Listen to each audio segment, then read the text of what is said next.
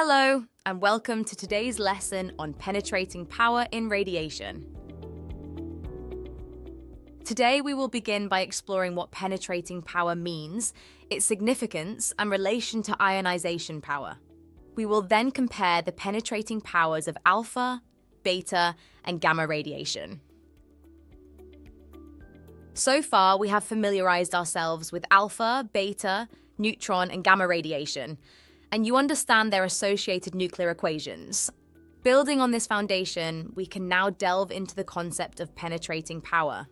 This lesson will enhance our understanding of how different types of radiation interact with matter, shedding light on important applications in fields like medicine and safety. Let's get started. Penetrating power refers to the ability of radiation to pass through materials. It indicates how deeply radiation can travel into substances before being absorbed or significantly reduced.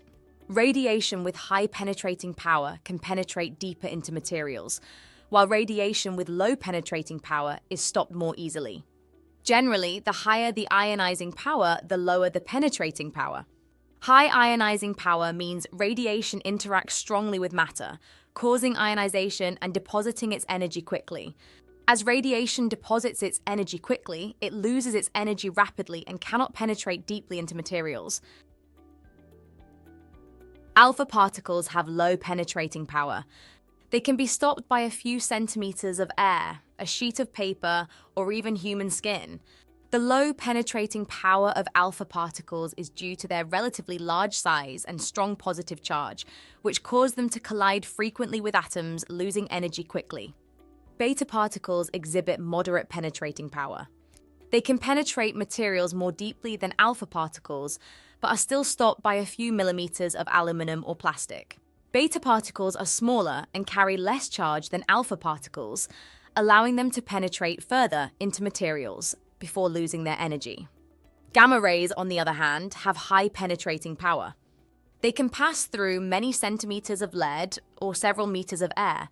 Gamma rays are electromagnetic waves with no mass or charge, so they interact weakly with matter and can penetrate deeply into materials without being easily stopped. The differences in penetrating power are related to the size, charge, and nature of each type of radiation. Larger size and higher charge lead to more frequent collisions, and so a quicker loss of energy, resulting in low penetrating power. Hence, gamma rays have the highest penetrating power, followed by beta particles, and then alpha particles. In today's lesson, we delved into the concept of penetrating power in radiation and compared the penetrating capabilities of alpha particles, beta particles, and gamma rays. We learned that penetrating power indicates how deeply radiation can travel into materials before being absorbed. We also talked about the inverse relationship between ionizing power and penetrating power and the factors that affect this.